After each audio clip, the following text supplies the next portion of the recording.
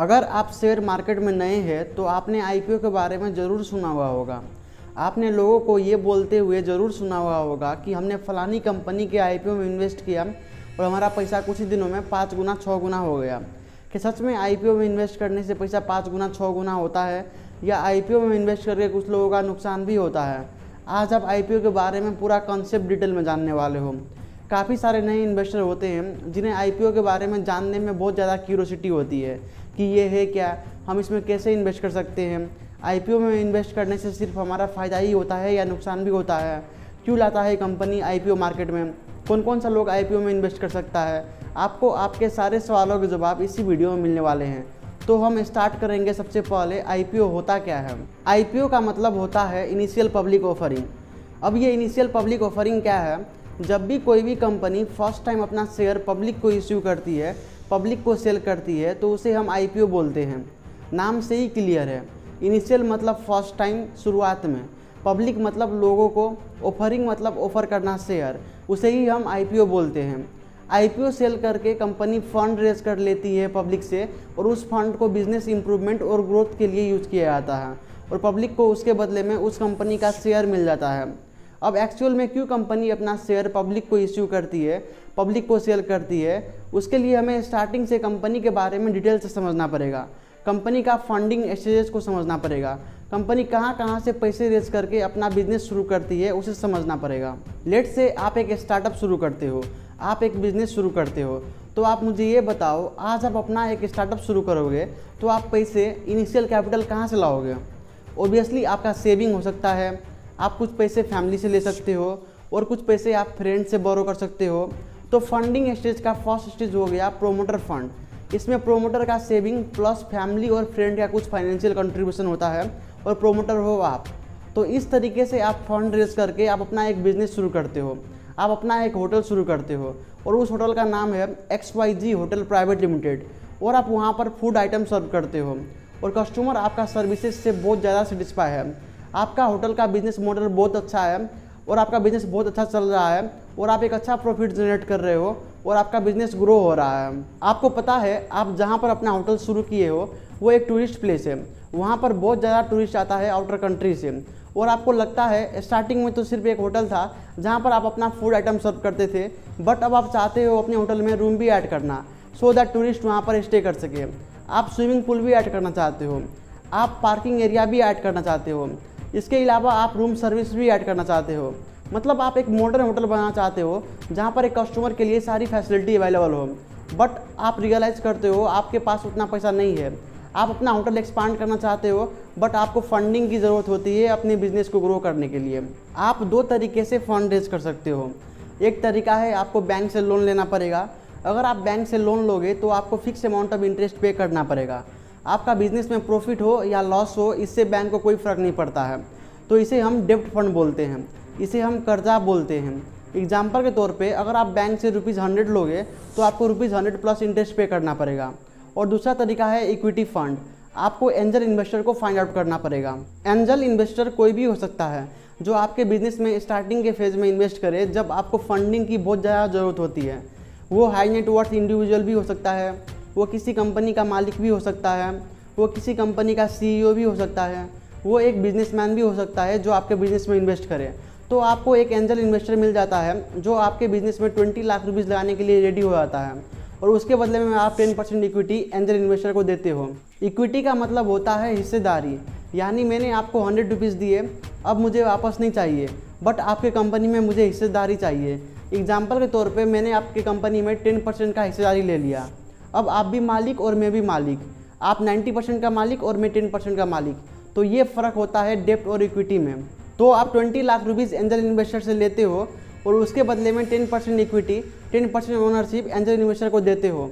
अब आपके पास अपना बिजनेस का ओनरशिप हो गया 90% और आप 10% ओनरशिप, 10% शेयर एंजल इन्वेस्टर को देते हो और उसके बदले में 20 लाख रुपीज़ लेते हो। तो फंडिंग स्टेज का सेकेंड स्टेज हो गया एंजल इन्वेस्टर। अब यहाँ पर आपको क्या बेनिफिट है? फर्स्ट ऑफ ऑल आपको यहाँ पर कोई फिक्स्ड अमाउंट ऑफ इंटरेस्ट पे नहीं करना है एंजल इन्वेस्टर को। अगर आपका बिजनेस में प्रॉफिट हुआ तो आपको प्रॉफिट शेयर करना पड़ेगा एंजल इन्वेस्टर के साथ और अगर आपका बिजनेस में लॉस हुआ तो वो भी शेयर होगा एंजल इन्वेस्टर के साथ। मतलब वो अब आपका बिजनेस का 10% का पार्टनर है। तो आप एंजल इन्वेस्टर से 20 लाख रुपीज़ लेते हो और आप अपना बिजनेस को एक्सपांड करते हो, आप अपना होटल को एक्सपांड करते हो, जिसमें एक कस्टमर के लिए सारी मॉडर्न फैसिलिटी अवेलेबल है जो एक कस्टमर को चाहिए होता है एक होटल में, और आप वहाँ से एक अच्छा प्रॉफिट जनरेट कर रहे हो। बट अब आप रियलाइज़ करते हो मुझे 10 और ब्रांच खोलना चाहिए 10 डिफरेंट टूरिस्ट प्लेस में, बट उसके लिए आपको और ज़्यादा फंडिंग की ज़रूरत होती है।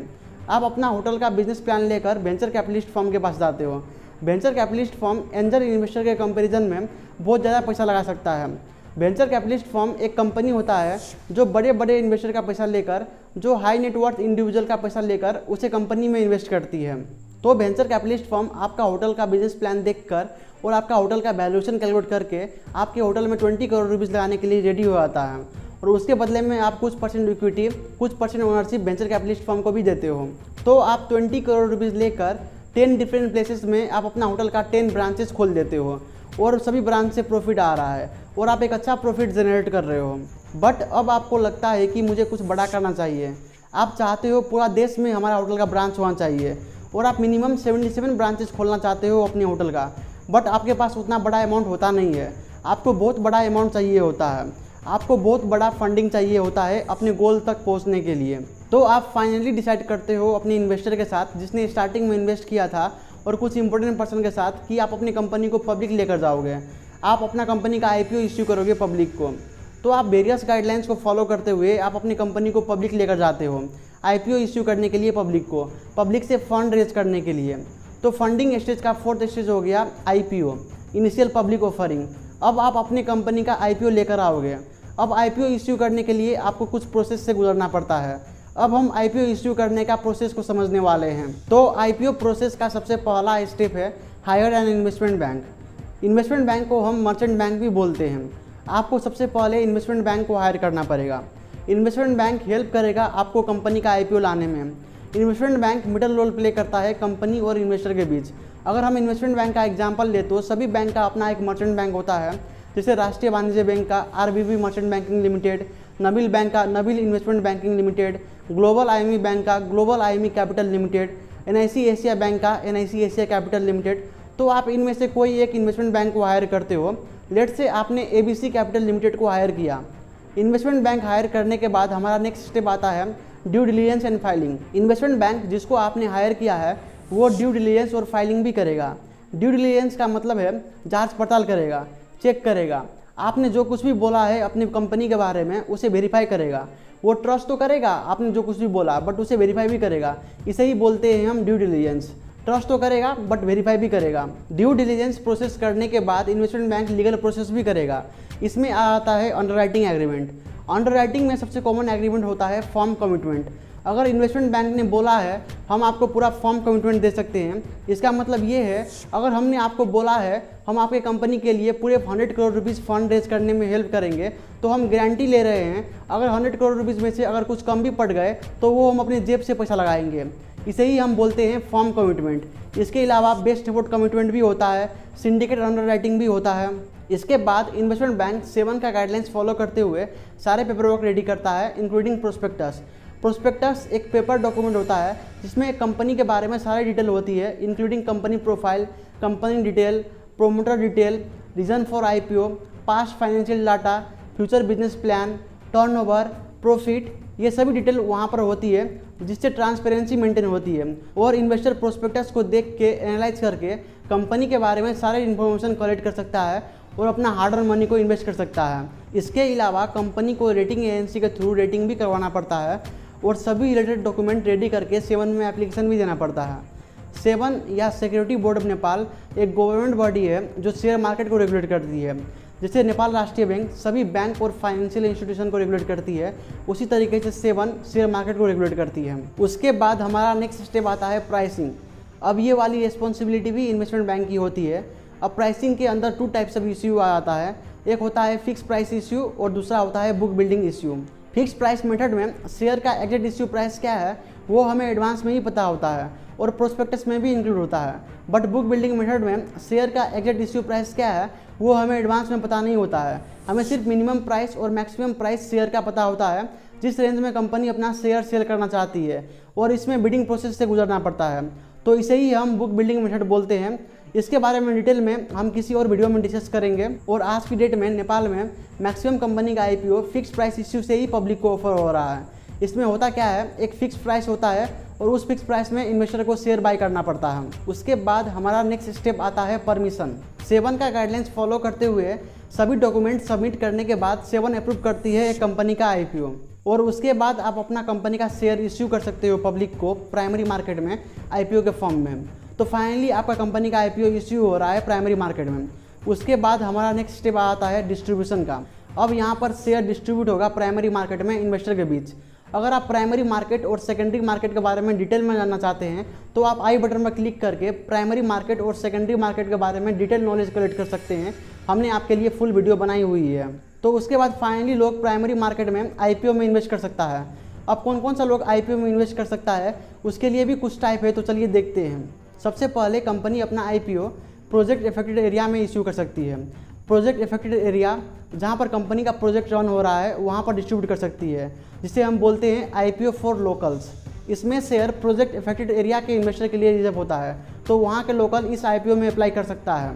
उसके बाद नेक्स्ट इन्वेस्टर होते हैं कंपनी का एम्प्लॉई। इसमें कंपनी का एम्प्लॉई के लिए शेयर रिजर्व होता है।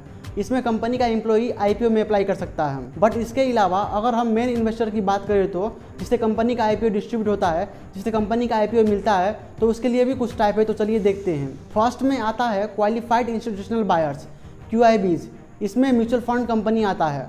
सेकंड में आता है नॉन इंस्टीट्यूशनल इन्वेस्टर, जिसे हम हाई नेटवर्थ इंडिविजुअल भी बोलते हैं, जो 2 लाख से ज़्यादा पैसा लगाता है। और थर्ड नंबर पे आता है रिटेल इन्वेस्टर, आप और हम जैसे लोग जो 2 लाख से कम पैसा लगाता है। तो कंपनी इन सभी इन्वेस्टर में अपना शेयर डिस्ट्रीब्यूट करेगी।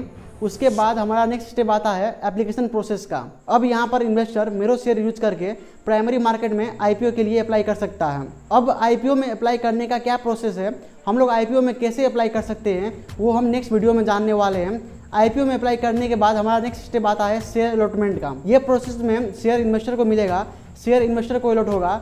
अब यहाँ पर आता है ओवर सब्सक्राइब और अनसब्सक्राइब। लेट से एक कंपनी ने IPO इश्यू किया 100 यूनिट्स इन्वेस्टर के लिए और पहले इन्वेस्टर थे 100 और सभी इन्वेस्टर एक शेयर मांग रहे थे, तो सभी इन्वेस्टर को एक शेयर अलॉट हो जाएंगे। बट अब यहाँ पर इन्वेस्टर आ गया 200, डबल इन्वेस्टर आ गया, ज़्यादा इन्वेस्टर आ गया, बट शेयर सिर्फ 100 यूनिट से जो डिस्ट्रीब्यूट होगा, तो इसे हम बोलते हैं IPO ओवर सब्सक्राइब हो गया है।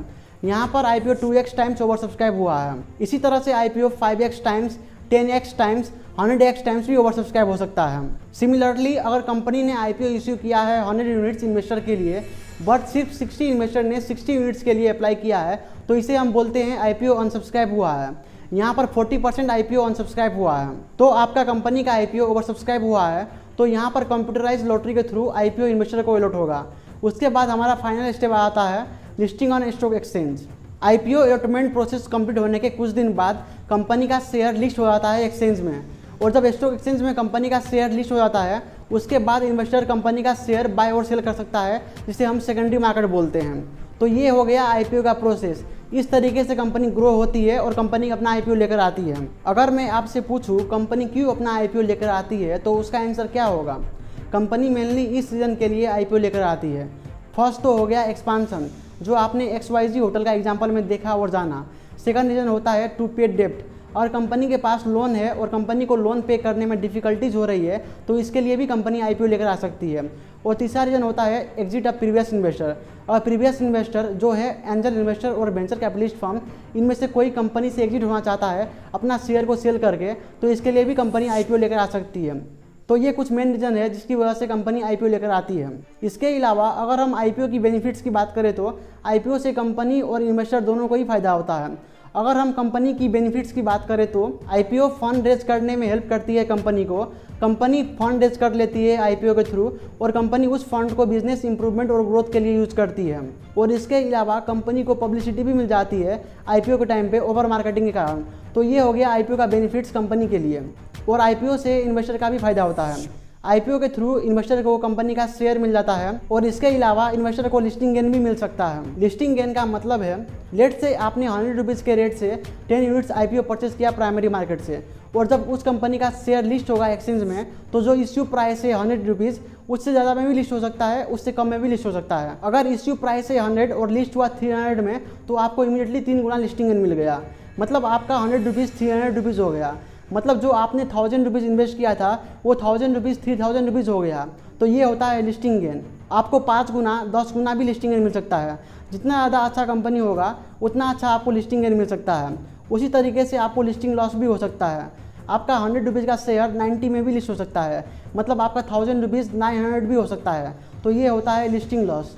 सो आपको अच्छी कंपनी में इन्वेस्ट करनी चाहिए। सो आई होप आपको आज की इस वीडियो में काफ़ी कुछ जानने को मिला होगा। आप इस वीडियो को शेयर करके लोगों को भी हेल्प कर सकते हो IPO का पूरा प्रोसेस समझने में, और आप इस वीडियो को लाइक करके आप अपना प्यार मुझे दे सकते हो। अगर आप इसी तरह की पावरफुल एंड इन्फॉर्मेटिव वीडियो लगातार देखना चाहते हो तो चैनल को सब्सक्राइब कीजिए और बेल आइकन पर प्रेस कीजिए।